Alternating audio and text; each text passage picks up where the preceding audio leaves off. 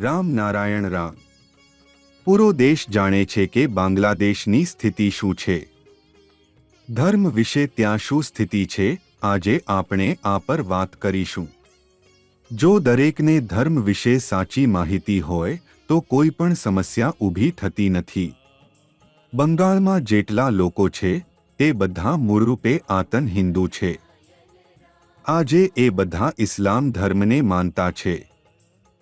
બાંગ્લાદેશમાં જેટલા ઇસ્લામ ધર્મને માનતા લોકો છે તે લગભગ 500 વર્ષ પહેલા આતન ધર્મના અનુયાયી હતા, પરંતુ મોગલ શાસનની દરમિયાન ભૂખ, ભય અને અન્ય કારણોસર એણે ઇસ્લામ ધર્મ અપનાવ્યો। જેમનો મૂળ ધર્મ હતો તે ભૂલી ગયા।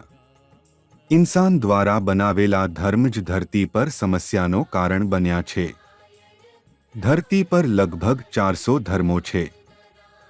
જો ધર્મ ખરેખર સાચો હોય તો માત્ર એક જ ધર્મ હોવો જોઈએ, પરંતુ અહીં તો સેંકડાઓ ધર્મો છે। આ વિષય પર લોકોને વિચારવું જોઈએ, પરંતુ તેઓ વિચારે છે જ નહીં। ધરતી પર કોઈ પણ માણસ પ્રકૃતિનો ખ્યાલ રાખતો નથી। જો પ્રકૃતિ પાણી, વાયુ, આકાશ અને ધરતી પણ ઇન્સાનનો ખ્યાલ ન રાખે તો માનવજાતિનું શું થશે? જ્યાં સુધી આપણે આ સ્પષ્ટ ન કરી લઈએ કે મરણ પછી ક્યાં જવું છે, શું કરવું છે, ત્યાં સુધી શાંતિ નહીં મળે।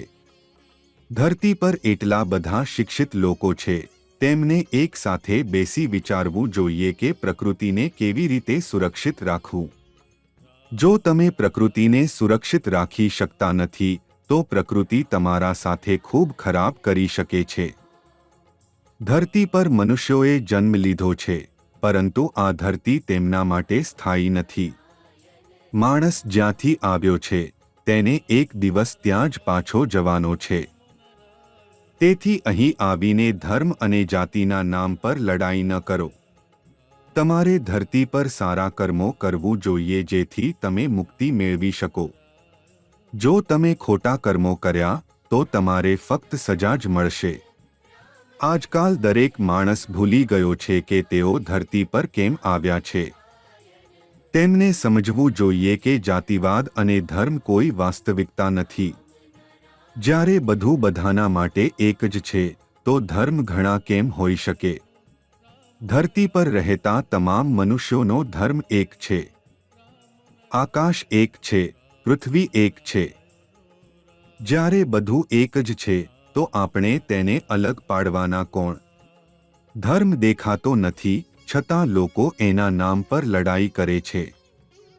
જ્યારે તમે ધરતી પર આવ્યા છો તો તમારે પ્રકૃતિના નિયમોને માનવું જોઈએ, પ્રકૃતિના ધર્મને અપનાવવો જોઈએ અને 800 કરોડ લોકોને તમારા સમાન માનવું જોઈએ, તેમનું હાથ પકડીને આગળ જવું જોઈએ। તમે સારા કર્મો કરો અને મુક્તિનો માર્ગ પોતે જ બનાવો।